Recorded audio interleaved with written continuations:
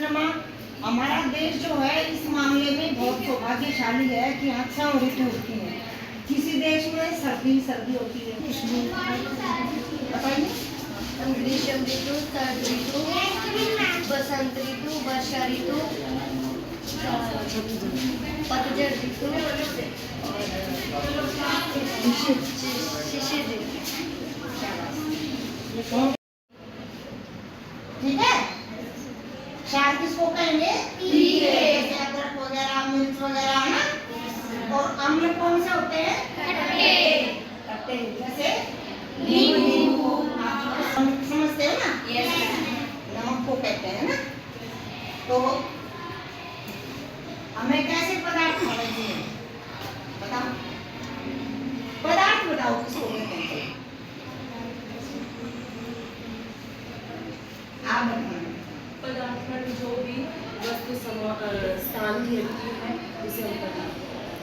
नहीं, यहाँ जो समझा रहे हो यहाँ पदार्थ का इसमें मेनली तो जैसे खाद्य पदार्थ की बात हुई है हमारे लिए कि खाद्य पदार्थ जो हमारे अमल अक्षर यहाँ पर खाद्य पदार्थ की बात हो रही है। पदार्थ तो कई प्रकार पदार्थ तो बहुत बड़ी लेवल पे होता है। प्रसंग को देख के पढ़ा रहे हैं ना, तो यहाँ पर किसकी चर्चा हो रही है? खाद्य पदार्थ। खट्टे पदार्थ अमल हो गए जो खाने में खट्टे लगे, और शायद जो तीखे हो वो कड़वे या तीखे जो भी, और नमक वाले। FLN फाउंडेशन लिटरेसी मिशन के तहत ये शिक्षा दीक्षा पर्यवेक्षण कार्यक्रम है। आज जिला सोनीपत के 220 स्कूलों का निरीक्षण सभी शिक्षा निदेशालय के अधिकारीगण कर रहे हैं।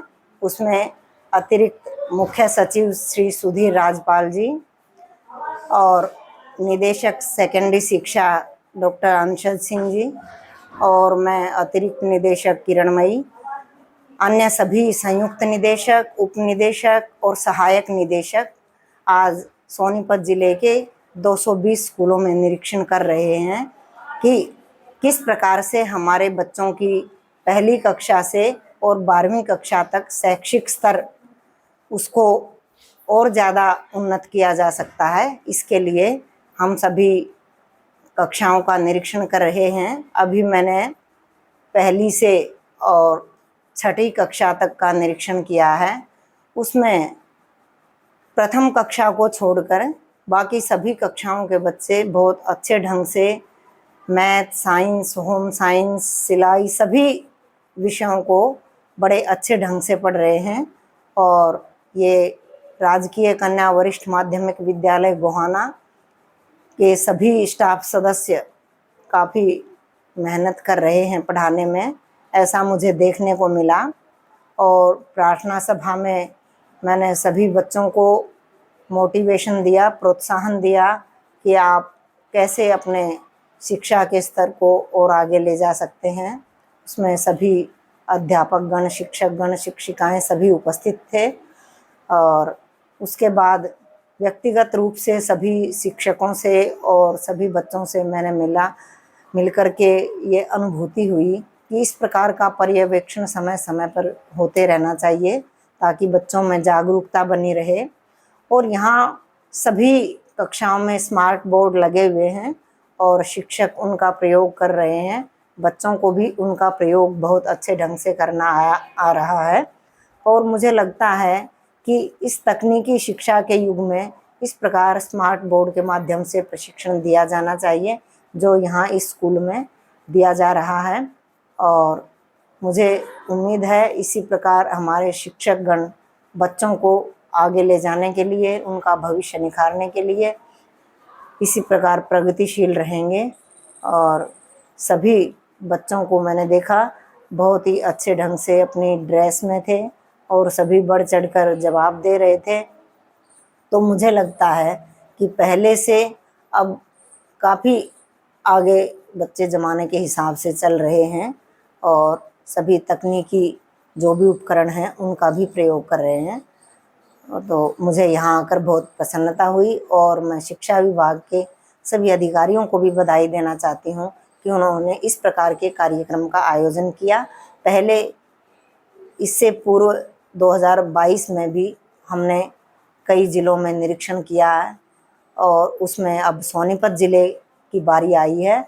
और सोनीपत ज़िला वैसे ही शिक्षा के क्षेत्र में काफ़ी आगे है, अन्य ज़िलों से शैक्षणिक नगरी इसको कहा जाता है। तो शिक्षा का ये हब है और मैं सोनीपत ज़िले के सभी जो भी अधिकारीगण हैं इस व्यवस्था को संभाल रहे हैं उनको भी बधाई देना चाहती हूँ कि वो अपने तन मन धन से इस कार्य को सफल बनाने में लगे हुए हैं। आप सभी ने इस यहाँ कार्यक्रम में आकर के शोभा बढ़ाई, तो मैं आपका भी धन्यवाद करना चाहती हूँ।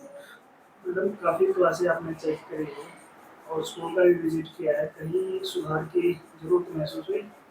बिल्कुल, जो पहली क्लास में बच्चा आता है उसमें मुझे सुधार की ज़रूरत महसूस हुई। अन्य सभी कक्षाओं में जो है शिक्षक पूरी मेहनत कर रहे हैं। एकदम बच्चा आता है और विद्यालय के परिवेश में जब ढलता है तो उसको थोड़ा समय लगता है, तो क्योंकि उसमें नर्सरी और फर्स्ट क्लास दोनों इकट्ठी बैठी हुई थी तो उसमें थोड़ा डिफरेंस वो नहीं हो पाया कि भाई फर्स्ट क्लास वाले नहीं बता पा रहे या नर्सरी वाले नहीं बता पा रहे। 50% उनका कार्य सही था। मैडम, आपके विजिट से पहले जो है सोनीपत जिले में कई स्कूलों में जो है छोटे बच्चों से काम करवा गए, उसकी वीडियो भी खूब वायरल हुई। कहीं यहाँ बात करें तो टोहाना में खुदा गाँव, वहाँ पे छोटे बच्चों से घास कटवाई गई। अब सोनीपत से एक गाँव के स्कूल की वीडियो वायरल हुई जहाँ टंकी में जो है बच्चों पानी की सफाई कराई जा रही है। क्या ऐसा मामला सामने आ रहा, तो ऐसे कैसे सक्सेसफुल है? यदि कोई इस प्रकार की अनियमितता हुई है तो उनके खिलाफ विभागीय कार्रवाई होगी। आजकल ये बच्चों से स्कूल के जो कार्य लेना वो ठीक नहीं है। जिसने भी ऐसा किया है उसको अवश्य दंड का भागी बनना पड़ेगा।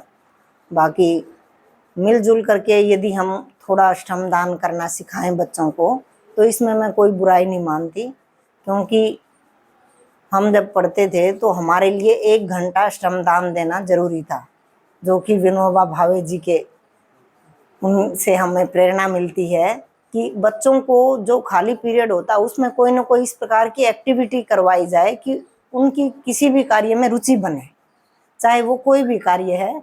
उनके अंदर ऐसी भावना आएगी, जैसे सभी बच्चों को ये कहा गया कि एक एक पौधा लगाओ, तो उस पीरियड में वो पौधे के अंदर पानी दे सकते हैं, उसकी खुदाई कर सकते हैं। तो इससे बच्चों को जो मूलभूत जानकारी है वो आनी चाहिए। अभी आप कह रहे हैं हाँ पौधा लगाना ठीक हाँ है, हाँ जायज़ है, हाँ लेकिन घास कटवाना, टंकियों में अंदर डाल के उसको पानी साफ करना नहीं, जो कार्य देखो आवश्यकता से ज़्यादा मैं नहीं कहती, लेकिन कुछ प्रैक्टिकल होना चाहिए बच्चों का, ताकि उनको भावी जीवन में ये पता चले कि किस प्रकार हम पौधारोपण करते हैं, किस प्रकार हम इस कार्य को कर सकते हैं। प्रैक्टिकल वो सिखाने के लिए थोड़ा होना चाहिए, ये मेरा विचार है।